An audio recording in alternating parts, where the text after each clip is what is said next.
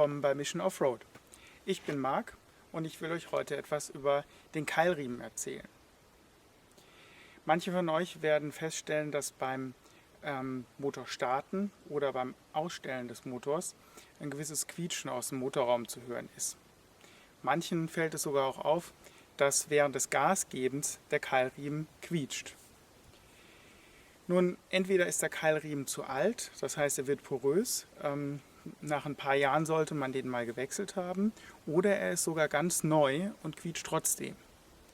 Das liegt daran, dass er ein bisschen Schmiermittel benötigt und dazu haben wir ein ganz tolles Produkt, was im Grunde genommen nur ein paar Euro kostet, aber am Ende ganz viel Wirkung zeigt.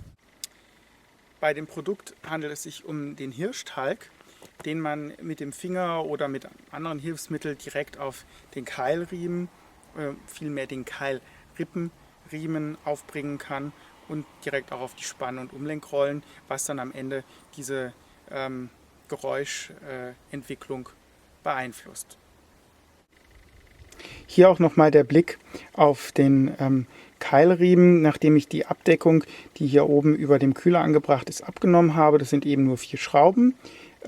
Hier sieht man den äußeren Teil des Keilriemens und hier unten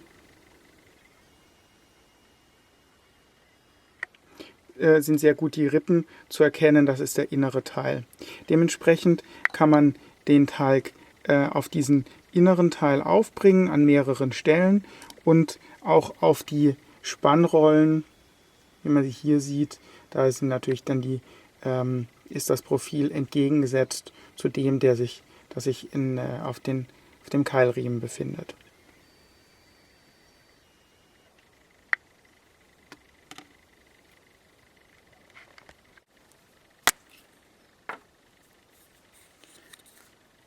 Das lässt sich hier einfach rausschieben.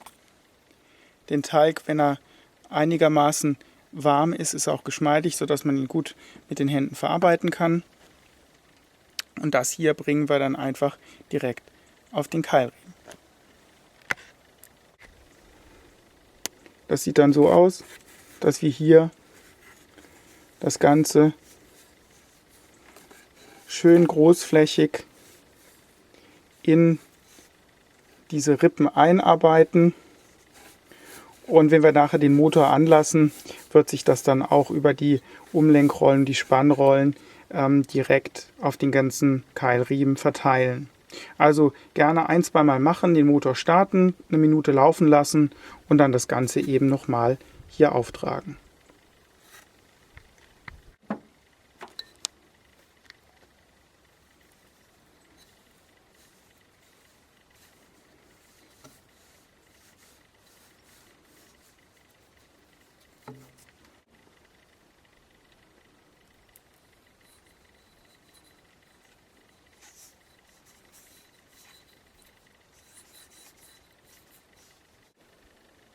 So, das war's schon.